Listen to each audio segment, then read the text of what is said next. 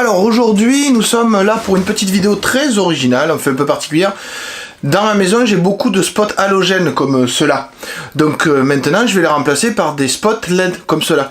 Et j'étais curieux de voir quel est le vrai impact sur ma consommation électrique et de le montrer un peu. Bon allez, je vous montre ça juste après le générique.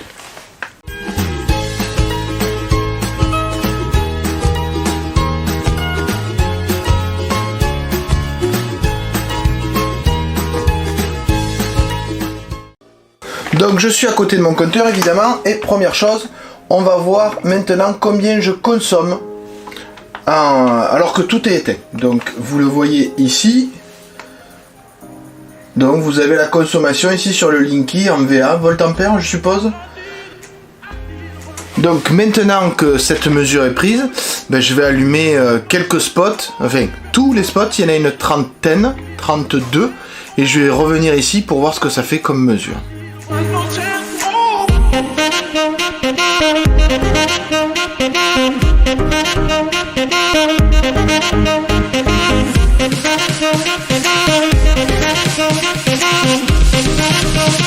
Alors ça y est, j'ai tout allumé et voilà le résultat. 2155, 161. Donc on voit qu'il y a une forte augmentation quand même. Maintenant, il va falloir tout remplacer par des LED et on va voir ce que ça donne juste après. Alors, quitte à tester des ampoules, j'en ai pris deux types. Donc dans la salle à manger, j'ai pris des Green & Co LED avec un CRI, donc un indice de luminosité, de rendu de luminosité qui est relativement important, qui est de 90+. Ce sont des 6 watts qui donnent 470 lumens, donc l'équivalent des 45 watts. Ici, ce sont des 50 watts. On va voir ce que ça va donner au niveau de la salle à manger. Il y en a 10 et elles m'ont coûté aux alentours de 30 €.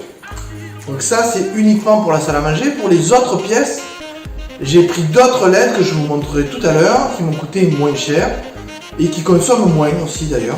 Ça me permettra d'avoir une idée de la différence de rendu de lumière entre ces ampoules là, les Green & Co MR16 GU 5.3 6 watts, celle-ci et les autres. Bon, maintenant il faut tout remplacer.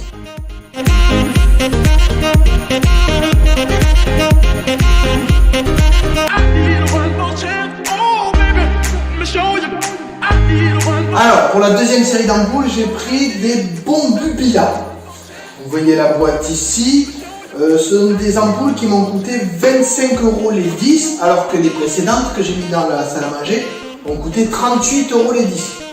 Donc comme ça, vous pourrez voir aussi la différence d'éclairage entre ces deux types d'ampoules, sachant qu'il y a un écart de prix.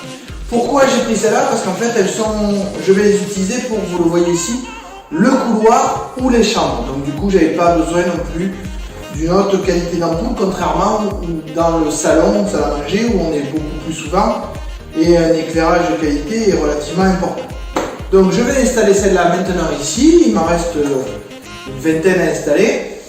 Et on va voir les mesures de consommation après que j'ai installé toutes ces ampoules LED. Alors c'est bon, j'ai changé toutes les ampoules, là tout est éteint. On peut regarder la consommation ici.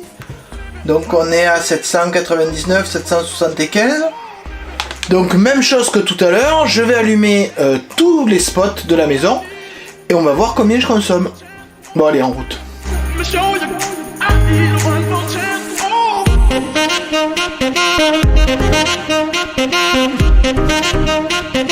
Voilà, même chose, donc tout est allumé, vous l'avez vu. Il reste à voir ce que ça donne. Donc voilà, je suis à moins de 1000 en ayant tout allumé. Donc vous voyez que le gap est nettement moins important.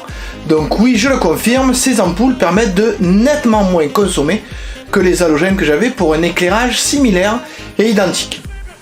Et vous le voyez ici avec les images que je vous montre, l'éclairage avec les ampoules à 40 € ou celle avec 25 €, très honnêtement, je vois pas trop la différence. Bon bah écoutez, ça valait au moins un test. J'espère que vous avez aimé cette vidéo, que vous l'avez appréciée, que vous en avez tiré des informations. Surtout, n'hésitez pas à mettre un like, à partager, à laisser un commentaire, ça sera volontiers que j'y répondrai. Allez, au revoir et à bientôt.